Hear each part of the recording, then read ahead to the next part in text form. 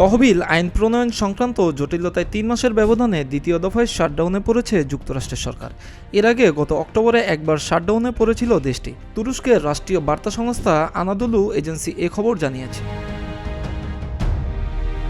বার্তা সংস্থা এএফপি জানায়, সরকারি খাতগুলোতে প্রস্তাবিত বরাদ্দ প্যাকেজ সময়মতো পাস না হওয়ায় শুরু হয়েছে এ জটিলতা। যুক্তরাষ্ট্রের রীতি অনুযায়ী যে কোনো বিল দেশটির পার্লামেন্ট কংগ্রেসের নিম্ন ও উচ্চ উভয় পক্ষে পাস হওয়ার পর তা প্রেসিডেন্টের দপ্তরে যায়। সেখানে প্রেসিডেন্ট স্বাক্ষর করার পর তা আইন হিসেবে কার্যকর হয়। আর্থিক বরাদ্দের বিলটি প্রেসিডেন্টের দপ্তরে পাঠানোর ডেডলাইন ছিল শনিবার রাত 12টা পর্যন্ত, কিন্তু এএফপির বরাতে জানা গেছে বিলটি সবে সিনেটে পাস হয়েছে। এখনও নিম্নকক্ষ হাউস অব রিপ্রেজেন্টেটিভ বা প্রতিনিধি পরিষদের পর্যন্ত পৌঁছাতে পারেনি। এদিকে কয়েকদিন আগে যুক্তরাষ্ট্রের মিনিসোটা অঙ্গরাজ্য অভিবাসন বিরোধী অভিযানে নিরাপত্তা বাহিনীর গুলিতে নিহত হন অ্যালেক্স প্রিটি নামের যুক্তরাষ্ট্রের এক নাগরিক। এ ইস্যুতে ব্যাপক উত্তাপ চলছে দেশটির সরকারি দল রিপাবলিকান পার্টি ও বিরোধী দলের মধ্যে।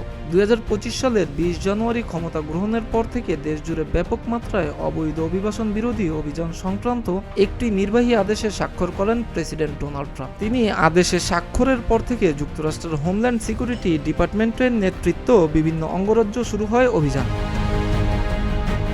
গত ডিসেম্বরের শেষ দিকে যুক্তরাষ্ট্রের স্বরাষ্ট্র মন্ত্রণালয়ের বাজেট বিপুল পরিমাণে বৃদ্ধি সংক্রান্ত একটি নির্বাহী আদেশ স্বাক্ষর করেন ডোনাল্ড ট্রাম্প, যার ঘোর বিরোধিতা করেছে বিরোধী দল ডেমোক্রেটিক পার্টি।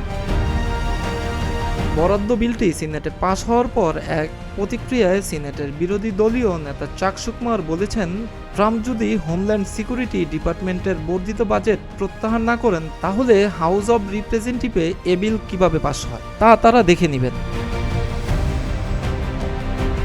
যুক্তরাষ্ট্রের রাজনীতি বিশ্লেষকরা আশা করছেন চলতি সপ্তাহের মধ্যেই এই ইস্যুতে সমঝোতায় পৌঁছাতে পারবেন রিপাবলিকান ও ডেমোক্রেটিক পার্টির এমপিরা। আগামী সপ্তাহের মধ্যে বিলটি পাস হয়ে শাটডাউন পরিস্থিতি কেটে যাবে।